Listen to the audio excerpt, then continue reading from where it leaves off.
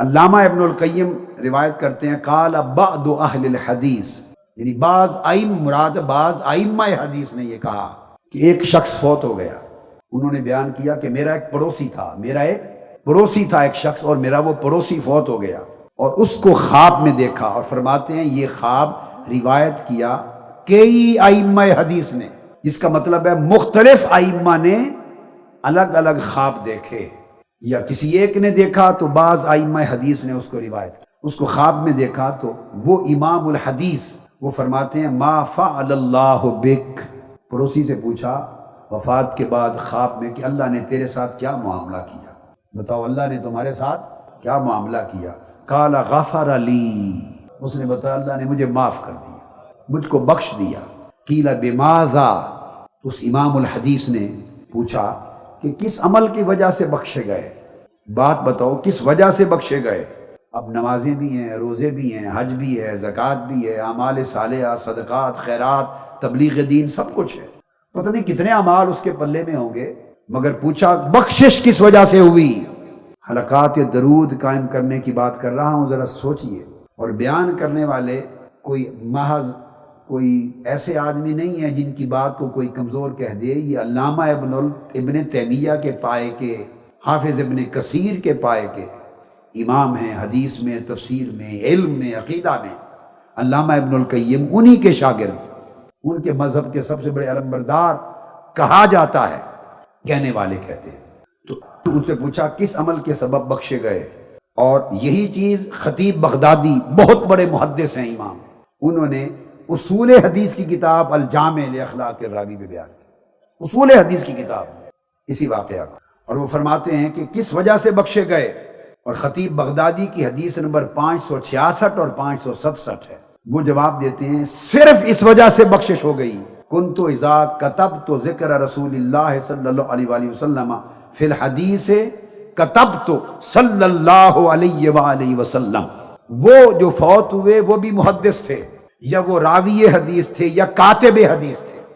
حدیث کی کتابت کرتے تھے، لکھتے تھے، انہوں نے کہا صرف اس وجہ سے بخشا گیا، بس اور کوئی عمل کام نہیں، ایک عمل سے بخشا گیا کہ میں جب بھی آقا علیہ السلام کا ذکر لکھتا تھا اور حضور کا اسم پاک آتا تھا تو زندگی میں کبھی بھی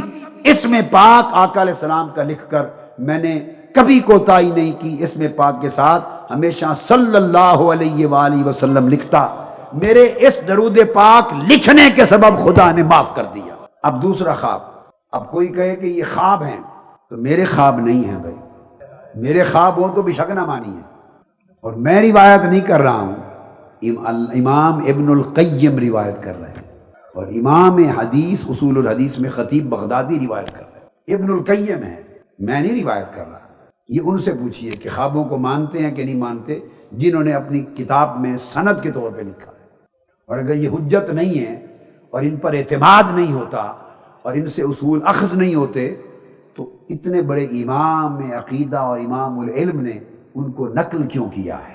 میری بات آپ سمجھیں۔ دوسرا بیان کرتے ہیں علامہ ابن القیم امام عبداللہ بن عبد الحکم کی روایت سے، اور یہ جو خواب اب بیان کر رہے ہیں امام شافعی کا خواب ہے، یعنی امام شافعی وصال کے بعد اپنے ایک تلامذہ میں سے کسی ایک امام کو خواب میں ملے، ائمہ حدیث و فقہ میں سے کسی ایک کو امام شافعی خواب میں ملے، اور اس کو روایت کیا امام بہقی نے، جلیل القدر امام نے، امام بہقی نے مناقب الشافعی میں، اور امام ابو القاسم التیمی نے الترغیب والترہیب میں، اور امام سخاوی نے القول البدیع میں، کل ائمہ نے اس خواب کو روایت کیا، اور علامہ ابن القیم نے جلاء الافہام میں۔ عبداللہ بن عبد الحکم روایت کرتے ہیں کہ امام شافعی کو میں نے خواب میں وصال کے بعد دیکھا، وفات کے بعد، اور میں نے ان سے پوچھا، سیدنا امام شافعی رضی اللہ تعالیٰ عنہ سے میں نے پوچھا وقلت ما فعل اللہ بک، اے امام شافعی وفات کے بعد اللہ نے آپ کے ساتھ کیا معاملہ کیا؟ قال رحمنی وغفر لی وزفنی الی الجنہ، فرماتے ہیں اللہ نے مجھے معاف کر دیا اور مجھ پہ رحم فرما دیا، مجھ پر رحم فرما دیا، اور مجھے جنت میں اس طرح لے جایا گیا کما یزف بالعروس، جیسے دلہن کو لے جایا جاتا ہے یا دلہا کو لے جایا جاتا ہے، مجھے دلہا بنا کر جنت میں اس شان کے ساتھ لے جایا گیا، اس اکرام اور انعام اور اعزاز کے ساتھ۔ انہوں نے پوچھا، امام عبداللہ بن عبدالحکم کہتے ہیں، پوچھا کہ یقول لک بما فی، یہ کس وجہ سے، بما بلغت ھذہ الحال، کس عمل کی وجہ سے آپ اس مقام و مرتبہ تک پہنچے اور اللہ نے یہ معاملہ آپ کے ساتھ کیا، کس وجہ سے یہ ہوا؟ تو انہوں نے جواب دیا، بما فی کتاب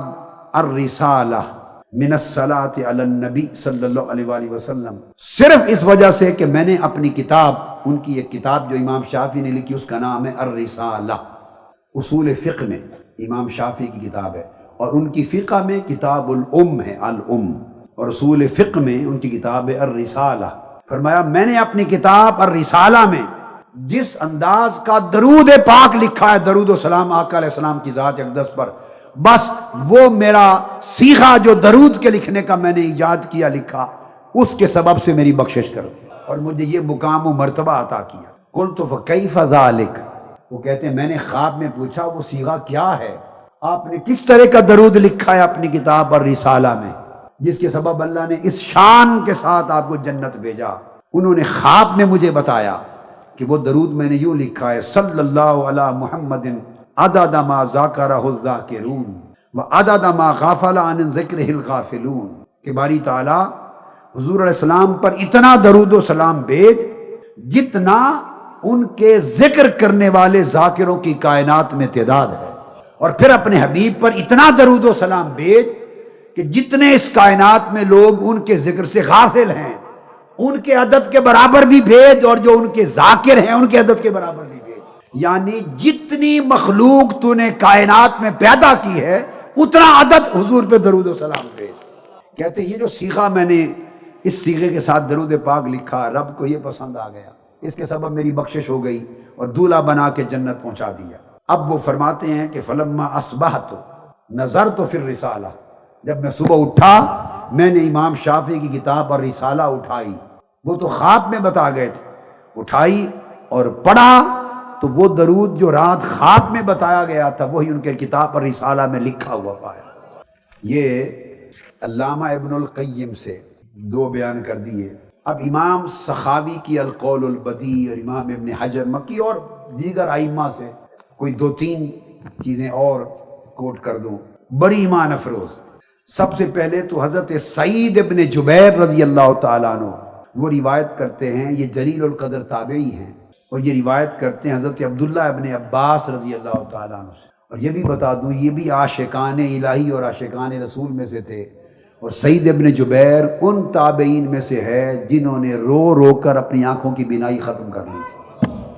یہ گریہ و بکا کرتے کرتے ان کی بینائی ختم ہو گئی، ایسے عاشق عارف لوگ تھے۔ عبداللہ ابن عباس رضی اللہ تعالیٰ عنہ کے شاگرد ہیں، وہ روایت کرتے ہیں کہ اللہ تعالیٰ نے، یعنی عبداللہ ابن عباس نے فرمایا کہ اللہ تعالیٰ نے حضرت موسیٰ علیہ السلام کی طرف وحی بھیجی اور فرمایا، اے موسیٰ تجھے معلوم ہے کہ میں نے تجھے کس قدر اپنی محبت سے نوازا ہے اور کس قدر اپنی قربت سے نوازا ہے؟ جی باری تعالیٰ معلوم۔ فرمایا اگر تو چاہتا ہے کہ تجھے اس سے بھی زیادہ میں محبت کروں، موسیٰ علیہ السلام کو فرمایا جتنی اب کرتا ہوں اس سے زیادہ محبت کروں، اور جتنا تجھے اب اپنی قربت سے نوازا ہے اس سے زیادہ قریب تر کر لوں، تو فرمایا چاہتے ہو کہ اس سے زیادہ قرب اور محبت پاؤ؟ موسیٰ علیہ السلام نے عرض کیا باری تعالیٰ چاہتا ہوں۔ فرمایا پھر میرے حبیب محمد مصطفیٰ پر کثرت سے درود و سلام پڑھا کر، کثرت سے درود و سلام پڑھا کر۔ اس کو امام ابو القاسم القشیری نے الرسالہ میں روایت کیا، اس کو امام سخاوی نے القول البدیع میں روایت کیا، اس کو امام ابو القاسم التیمی نے الترغیب والترہیب میں روایت کیا، اور حضرت سیدنا کعب الاحبار تابعی ان سے بھی روایت کیا اس کو، موسیٰ علیہ السلام کے ساتھ یہ قول۔ دوسرا جسے امام سخاوی روایت کرتے ہیں وہ یہ فرماتے ہیں کہ بنی اسرائیل میں سے ایک شخص بڑا گنہگار تھا، فوت ہو گیا۔ ایک شخص بڑا گنہگار تھا، فوت ہو گیا۔ اتنا گنہگار تھا کہ لوگوں نے اس کا جنازہ ہی نہیں پڑھا، اس کو کفن اور غسل بھی نہیں دیا، کفن بھی نہیں دیا، ایسے اس کو چھوڑ کے بھاگ گئے۔ آپ اندازہ کریں اس کے کفن دفن کا بھی اہتمام نہیں کیا، نماز جنازہ تک نہیں پڑھا۔ اللہ رب العزت نے موسیٰ علیہ السلام کی طرف وحی بھیجی، فَأَوْحَى اللَّهُ تَعَالَى نَبِيَّهُ موسیٰ علیہ السلام، اللہ نے موسیٰ علیہ السلام کی طرف وحی بھیجی، فرمایا اے موسیٰ اس بندے کے پاس اس محلے میں چلا جا، وہاں ایک بندہ فوت ہو گیا اس نام کا، اس کو تو غسل دے اور اس پر نماز جنازہ پڑھ، میں نے اس کو بخش دیا ہے، میں نے اس کو بخش دیا ہے، جا کے اے موسیٰ علیہ السلام، اے موسیٰ جا تو اس کو غسل بھی دے اور اس پر نماز بھی پڑھ۔ تو موسیٰ علیہ السلام نے پوچھا باری تعالیٰ اس کو کس عمل کے باعث بخش دیا ہے، کس عمل کے باعث بخش دیا ہے؟ اللہ پاک نے موسیٰ علیہ السلام کو اپنی وحی کے ذریعے فرمایا، اے موسیٰ اس عمل کے باعث کہ یہ بندہ بے شک جتنا گناہگار تھا، مگر جب بھی میری کتاب جو میں نے تم پہ نازل کی تورات کھولتا تھا تلاوت کے لیے، تورات، اور تورات میں جہاں میرے محبوب محمد مصطفیٰ کا نام آتا تھا اس کو چوم کر آنکھوں پہ رکھ لیتا تھا، اس کو چومتا، اس کا نام آتا تو حضور پہ درود پڑھتا تھا، جب محمد مصطفیٰ کا نام آتا تو میرے محبوب پر درود و سلام پڑھتا، اور کبھی اس آیت سے گزرتا نہیں تھا حضور میرے محبوب کے نام پر درود و سلام کے بغیر۔ بس اس عمل کے سبب میں نے اس کو بخش دیا اور سعادت یہ دی کہ اپنے پیغمبر کو بھیجا، جا اس کو غسل بھی دے اور جنازہ بھی پڑھا۔ اس کو امام ابو محمد جبر نے بھی روایت کیا۔ پھر امام مجد الدین، یہ صاحب القاموس الصلات والبشر میں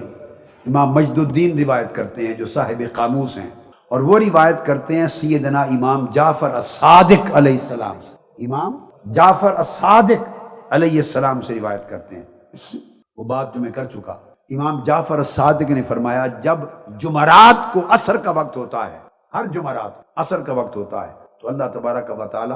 کثیر تعداد میں فوج در فوج خاص ملائکہ کو زمین پہ بھیج دیتا ہے، ان کے ہاتھ میں چاندی کے دفتر ہوتے ہیں، کتابیں، رجسٹر چاندی کے